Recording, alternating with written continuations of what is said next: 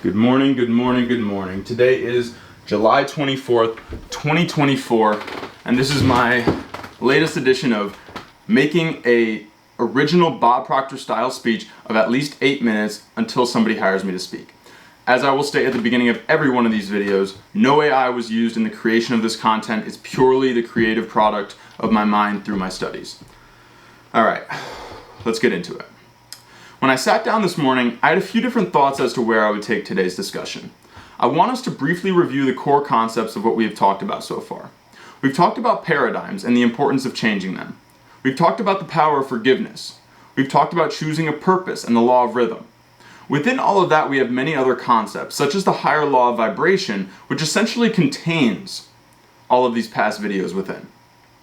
Since I feel we have covered many of the initial bases as it relates to becoming aware of our own paradigms, forgiving ourselves, and creating plans for moving on, I want to talk more about the overarching law of vibration and the philosophy behind it, so that you can again become more aware and start to apply this law into every area of life that you desire change in. Now, before we go on, I also want to briefly mention the importance of repetition within all of this work. If you've watched the past 4 videos I've done, you'll notice that there's already a fair bit of repetition within that. And the power of repetition, as Bob would always say, and I believe there was another man that might have originated this quote, so forgive me for not mentioning him if that is the case. But he would say, when you read something twice, you don't find something that wasn't there before. You find something within yourself that you didn't know was there. And then the other concept he would always talk about is this plane that we find ourselves on, and if this is our attention, we're blipping up and leaving and going into thought patterns each time. And so if we read something, it doesn't mean that we're actually paying attention to whatever. Sometimes I'll be reading, I'll go an entire page and realize I was in my own head the whole time. My eyes were just following the page, right? And so the importance of repetition is that you get greater depth of each.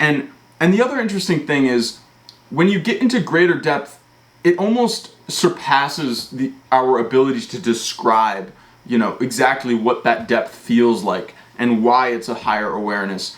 And that's because when I'm speaking like this, these are vibrations coming out of my own mouth. And if you are accessing things that are on such a great vibrational level, sometimes they surpass your ability by nature, to be expressed through this kind of vibration, right?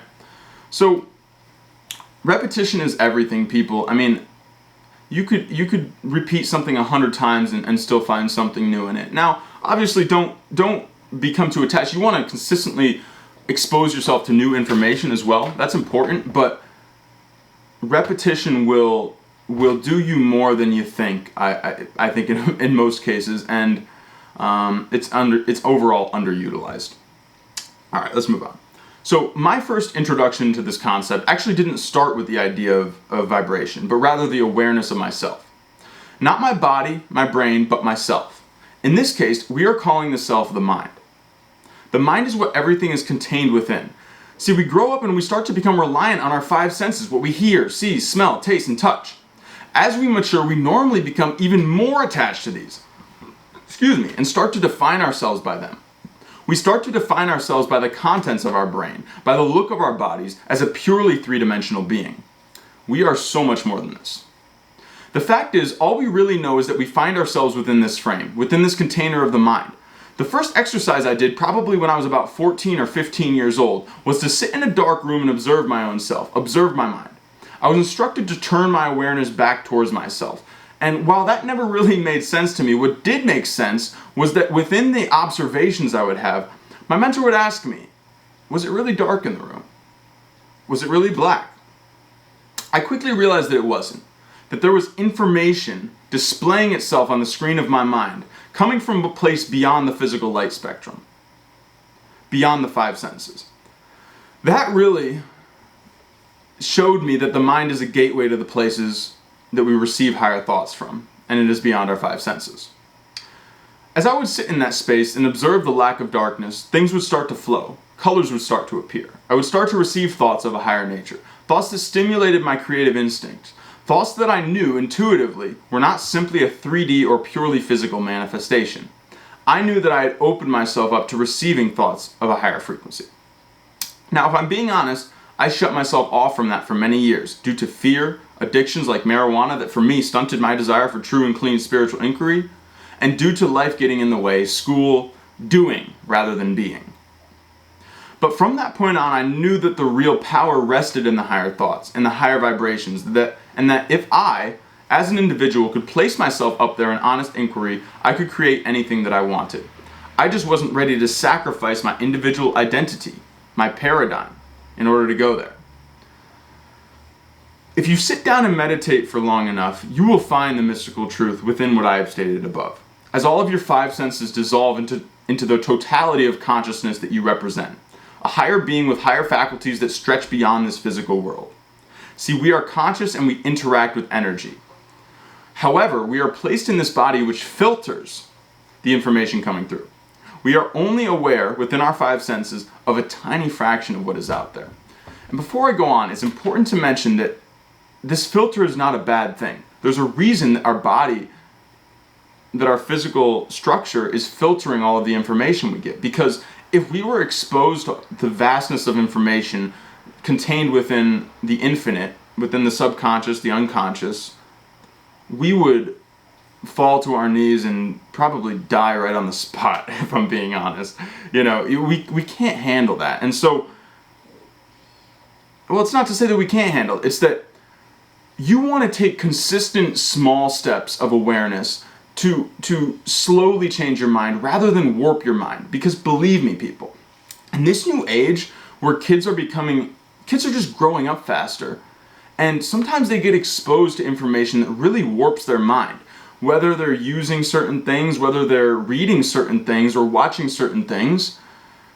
I've had friends that, for example, dive really deep into the work of Carl Jung without any structure behind them of understanding what the mind is.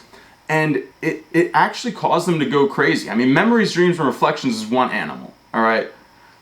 His deeper work is a whole nother thing. And without the proper context, and that context is given by a consistent study that leads to greater understanding and knowledge of awareness, you can have your mind get warped by these things. So keep that in mind. I think that a lot of you listening to this are already aware of the law of vibration, but you might be finding it difficult to consistently connect with this higher source of thought. This relates to your paradigm and your habits. Chances are that your habits are not conducive to the depth of spiritual inquiry that you really desire. Chances are that you have done the work to become aware of all of this, but with that awareness comes awareness of what you must sacrifice in order to have that depth of spiritual inquiry, that purity, that unbreakable and steadfast connection to the universe, to God. See, the world we live in today is so vastly different that if you took a person from just a few decades ago and brought them here, they would probably be at a loss to understand what was going on. However, we are dealing with eternal spiritual truths, and so no matter where the physical world finds itself, the rules remain the same on a cosmic level. What this means is that despite the overstimulation of information, the poisoning of our bodies, minds, spirits, the wars, the politics, the negativity, we still must find the peace within ourselves if we want to express our higher being. We must tell ourselves that we aren't going to fall victim to these forces, that if anything, we will utilize the positive benefits of technology while living a natural life.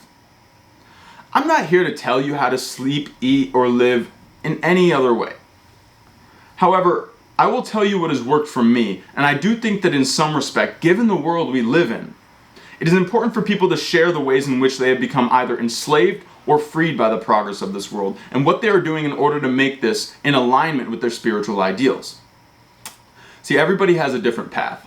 Some of us are meant to dive into a more monastic lifestyle, where greater sacrifice of modern influences is necessary. And others, it seems, are meant to go out into this crazy world of technology and see what we can do within that.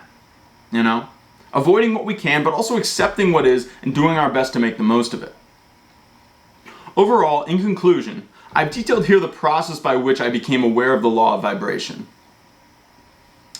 how I got disconnected from it, and how I returned to it in a greater way by sacrificing the elements of my life that were hindering my progression.